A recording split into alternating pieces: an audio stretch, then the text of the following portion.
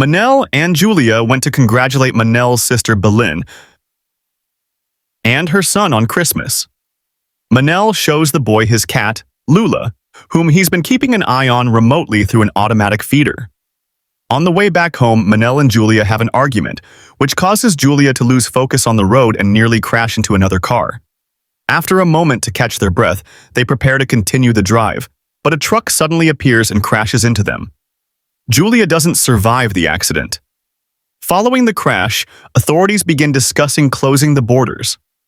The security director, Daniel, reports that there have been clashes between the police and people at the border, and that the spread of the TSHA virus has exceeded all projections. Only a few days remain before even more radical measures are expected. Because of these news reports, the city has emptied significantly, with many people afraid to leave their apartments. Some politicians speculate that biological weapons are behind the outbreak, but Daniel insists the source of the virus spread is from abandoned laboratories. Manel goes to the pier to meet Maria, who wants to buy his boat. Later, he heads to the store, where Belin keeps calling him, but he doesn't answer. Shoppers are panic buying everything, leading the store to implement a rule of only 2 items per person.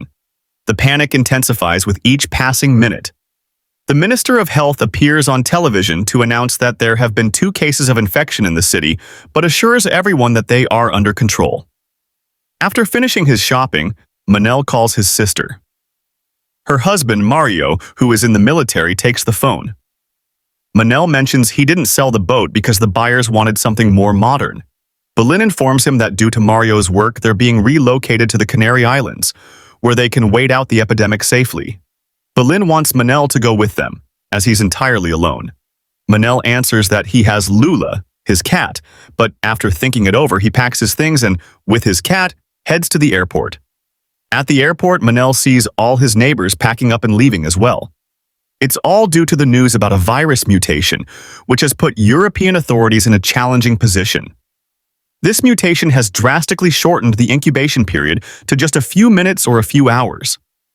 The virus can now spread through contact with an infected person, including through bites. However, airborne transmission has not been confirmed, and all of this took place just over the past night.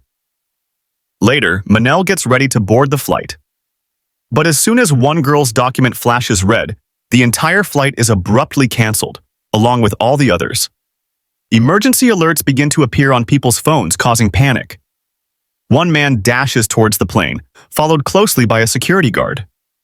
Belin calls her brother with news that the virus has mutated again, now with an incubation period of just a few minutes at most. She tells him he needs to get home quickly. With all possible routes out of the city shut down, massive traffic jams several kilometers long start to form, while the military begins arriving in the city. A radio broadcast reports that 2 officers were attacked by an infected person and urgently needed evacuation. Realizing it's pointless to stay stuck in traffic, Manel grabs his cat and decides to walk home. He finally reaches the city by nightfall, where he sees ambulances swaying from side to side due to a house the soldiers have placed under quarantine. Manel wants to find out what's going on, but the soldiers tell him to stay back as they escort an infected person out of the building. Manel is shocked to recognize the crazed individual as his neighbor.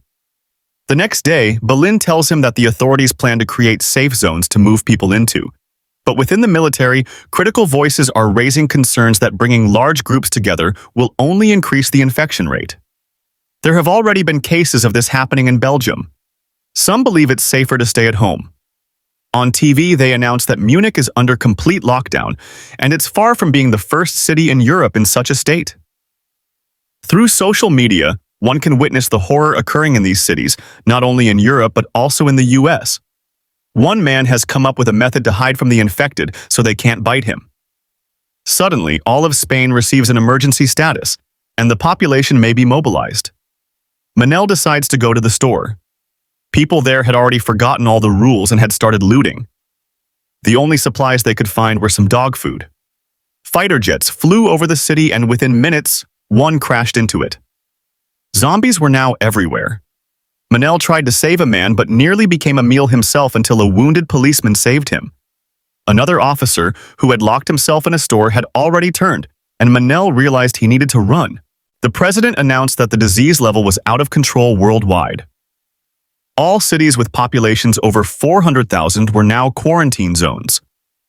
The only thing citizens could do was follow all military orders. Manel realized he was on his own and began fortifying his home for future defense, even repurposing an automatic feeder as a surveillance camera. At night, soldiers announced the start of an evacuation. Refusal to cooperate would have consequences. Manel thought about getting on the bus, but his sister advised him against it, saying they would rescue him soon. Luckily, Manel had solar panels and batteries, so he still had electricity, though he was nearly out of food. He armed himself with a harpoon and ventured out for supplies. Thinking no neighbors remained, he searched a few houses and encountered a woman, Gabriella, who pointed him to a house where she was sure there would be food. She had seen the residents bring in bags before leaving with the soldiers, so they likely hadn't eaten it all. Searching the location, Manel even found a motorcycle with keys, which expanded his search radius, but the haul was still meager. However, he found 2 radios, keeping one and giving the other to Gabriella. Later, he entered a new house and heard footsteps behind him. He fired a shot, nearly killing a man who then ran off in fear. Fortunately, there was food here, which he shared with Gabriella. In the middle of the night, Gabriella asked him to turn on the radio, where someone was broadcasting a message for all survivors, revealing the location of their shelter.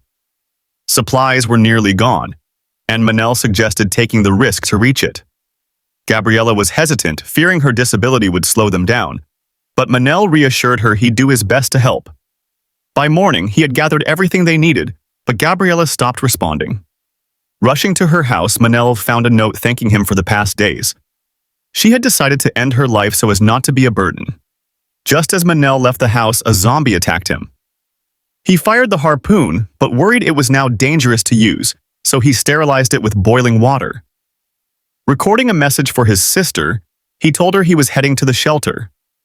On his way out of the city, he came across an abandoned military checkpoint, but the engine noise drew infected toward him. Manel reached a people's camp where they had assumed the forest would be safe, but it was a mistake. His motorcycle broke down, but he was close enough to appear to lock himself behind a gate. However, there was another problem. All the boats had been stolen. In a nearby store, he grabbed whatever he could find, noticing a lone boat on the water. Taking off his shoes, he swam to check it out, but the engine wouldn't start, and he found a zombie child on board. His only option was to use an inflatable raft. Late at night, Russians found him and took him onto their barge, where he and Lucas got a meal and a small cot to sleep on. Manel asked if they had encountered any other survivors, but Victor assured him they hadn't. Yet more refugees appeared by nightfall, including some women, though by morning they were gone. Victor acted as if no one had been there, but Manel noticed one of their boats and a locked door on board. Sensing danger, Manel pressed Victor for the truth. Victor, kinder than the others, advised him to stay out of sight if he wanted to be safe. By evening, Manel gathered his things, planning to escape with his cat. However, his curiosity got the better of him, and he freed a man who cried out, drawing the attention of a sailor who was then subdued by Victor. They quietly boarded a boat, but they were spotted and shots were fired. Victor was hit, and on shore they found a car with keys and drove to a hospital where a helicopter awaited. Victor, capable of piloting it, intended to fly them to an island where all the sick had initially been taken, now overrun by zombies.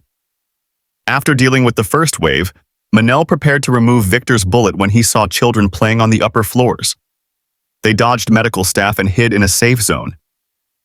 Later, Victor was stabilized, though his fever wouldn't drop for at least a day. A nurse mentioned there was still a helicopter near the hospital, though it was in the quarantine zone surrounded by zombies.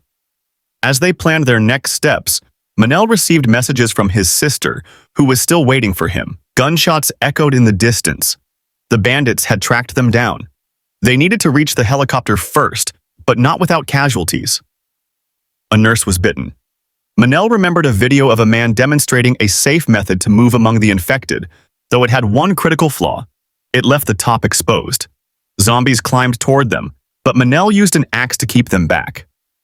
Everyone boarded the helicopter, and just as they were about to take off, the bandits rushed into the quarantine zone, pushing through the infected. The leader ordered the helicopter to be shut down, but Manel had no other choice. He opened the gate, allowing the infected inside, and the bandits perished.